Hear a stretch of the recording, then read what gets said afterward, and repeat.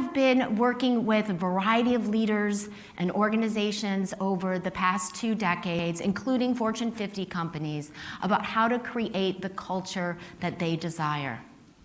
And particularly in the past year, working with some cutting-edge organizations that are innovative and resourceful and are finding ways to foster the culture that they want, even when employees want to be working remotely.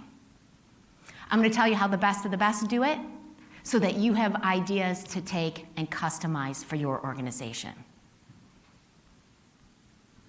I want to tell you about a technology client of mine.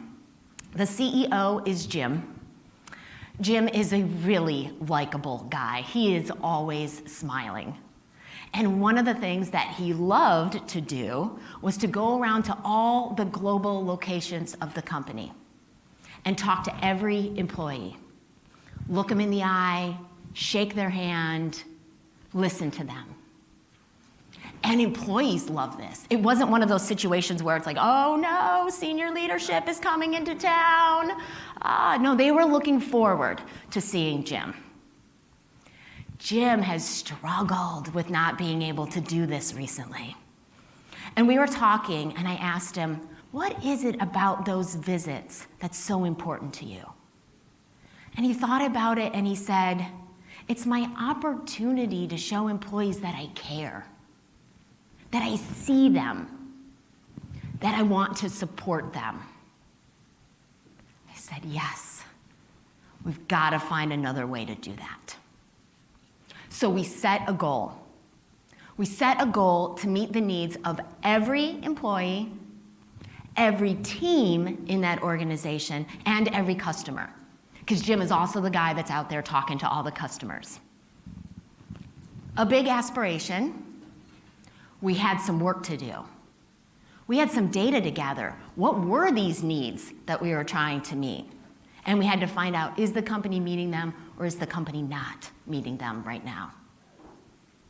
So we created a checklist for every leader to cover with each team member. Now, we didn't want the team members to feel like they were being run through a checklist. No, these needed to be conversations.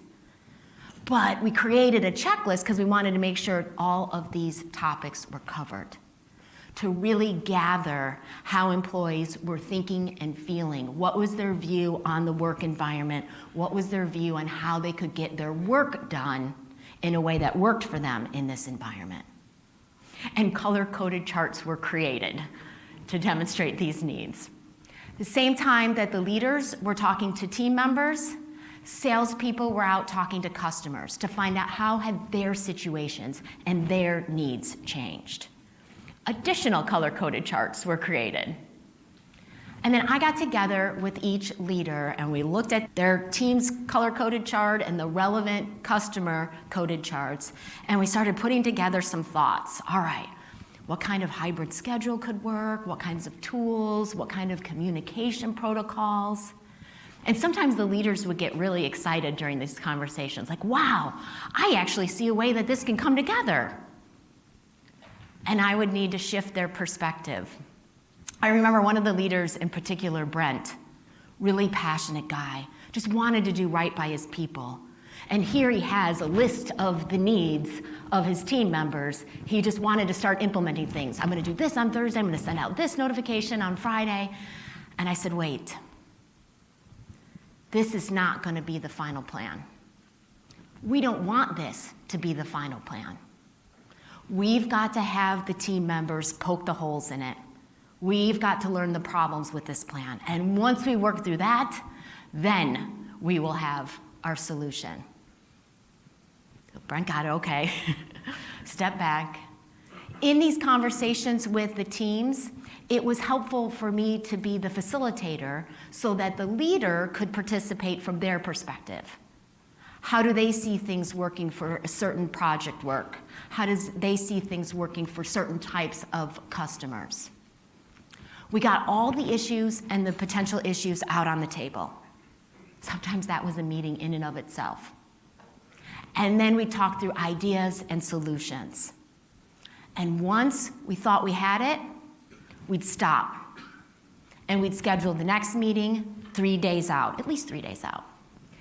Give all the members of the team some time to think about, hey, is this really going to work? Is this feasible? And that simmer time provided great insights more often than not. The end result was that every individual in that company had a unique hybrid schedule, as did each team.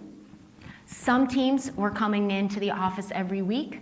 Some teams were coming in a couple of times a month. And employees appreciated their new schedules a lot. And the teams had clear protocols. They knew when and how to go to whom. They felt more effective and efficient, and they were. I've never seen Jim more proud and animated than when he got to announce at the next all-employee meeting that everyone had contributed to an increase in customer responsiveness of 17%.